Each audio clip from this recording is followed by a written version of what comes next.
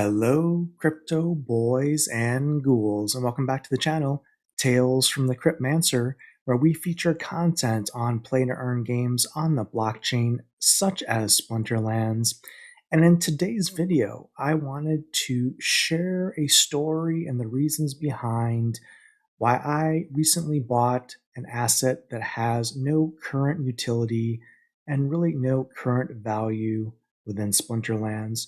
Again, I think this is an interesting conversation because it talks about how we all have our different paths to navigate through Splinterlands, on what items we look to acquire, how we look to maybe change our collection with the cards in our deck, and really, obviously, all of us have limited amounts of assets that we can shuffle around the game and limited amounts of fiat that we can bring into the game. So making decisions that are educated and yield good rewards and sometimes passive income are key.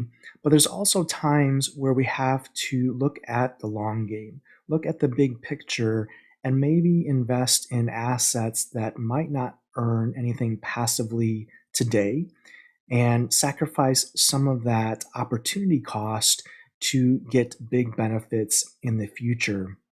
And I recently just made a speculative purchase or two with the latter goals in mind. So, what am I talking about? What are these mysterious assets that have no utility or value in Splinterlands that I recently just purchased? Well, they quite simply are titles.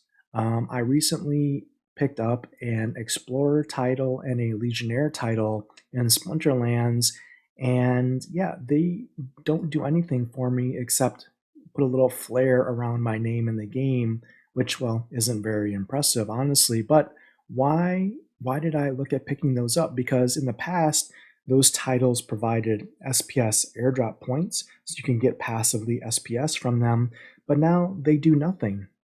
Well, the reason that I have done that is, well, a couple reasons. One is I believe in the Splinterlands development team. And one of the things they have shown time and time again is that if you are a believer in this game, they will reward you. What does that mean? Well, it means, if you have invested previously in the game, you're going to continue to like the results of what the game gives you. We saw that in the SPS airdrop. We saw that in vouchers. It's just a continuing theme for all the decisions that Agrod and Matt and the Splinterlands team continue to make, in that as much as they want to reward, the players that stick with the game and believe in the game. So for me, one of the rarest assets in the game isn't necessarily land. It may not necessarily be legendary cards, but when you think about it, one of the current rarest assets in the game are titles. Titles are, things like Praetorian, Explorer, Legionnaire, Untamed. These are all only given to those that make significant investments in Splinterlands historically, and there are very few of them in existence. So I believe a couple of things. I believe that in the future, when partnerships and airdrops are announced, that the team might give consideration to not only node holders and SPS stakers, but also those in the game that have titles. And there might be specific benefits to title holders when it comes to those airdrops or partnerships in the future. Additionally, I'm a landholder in Splinterlands, so I have some plots of land.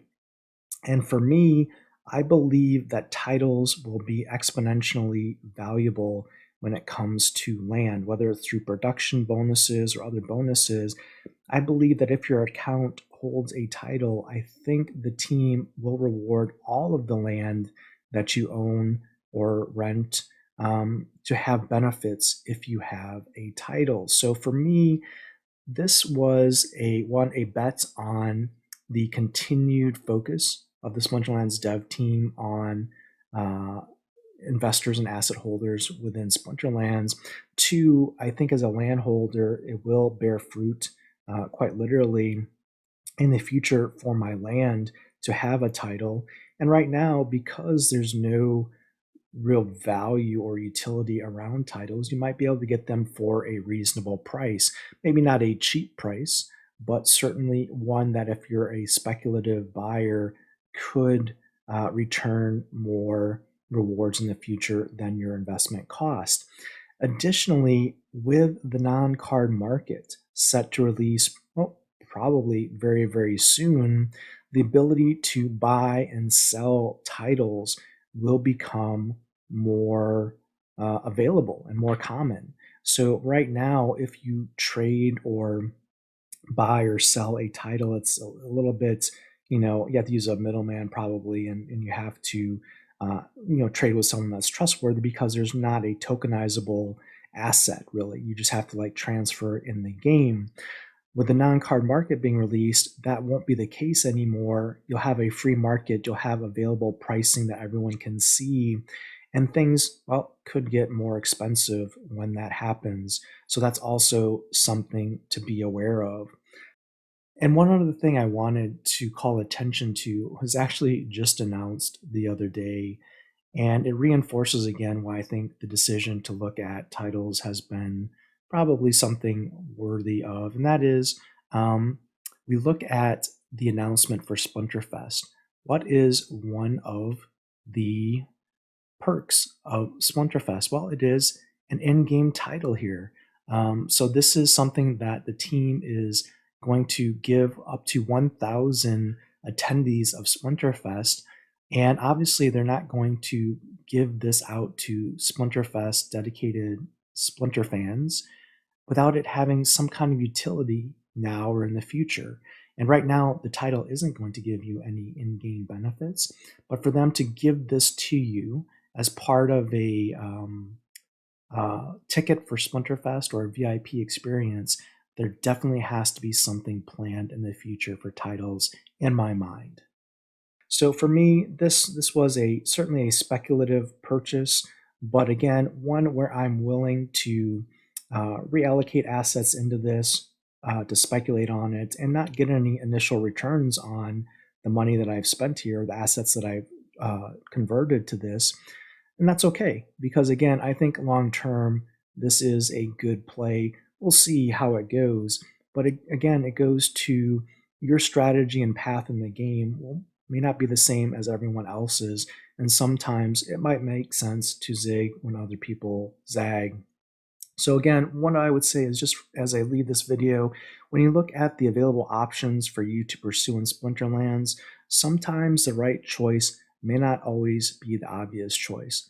Yes, certainly LP rewards are very lucrative right now and very juicy, and that's certainly one thing that you would want to look at right now. But also, um, while other people are looking at that, and while those will go down over time as more liquidity comes into play, there are other assets in the game that might not be getting as much love and may have gone down in price from a market perspective, which could provide opportunities for price appreciation in the future. There's all kinds of examples of that, looking at plots of land, alpha beta cards, etc. Going through the history of Splinterlands just in the last year, there's always been opportunities to buy dips and times where certain assets have not gotten a lot of attention or press.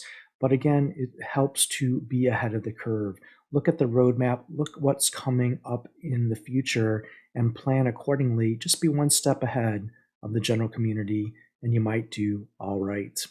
That's it for today. Hopefully, this information has been beneficial for you to look at just from a asset perspective within Splinterlands. And until next time, keep stacking those stats. That's entertainment.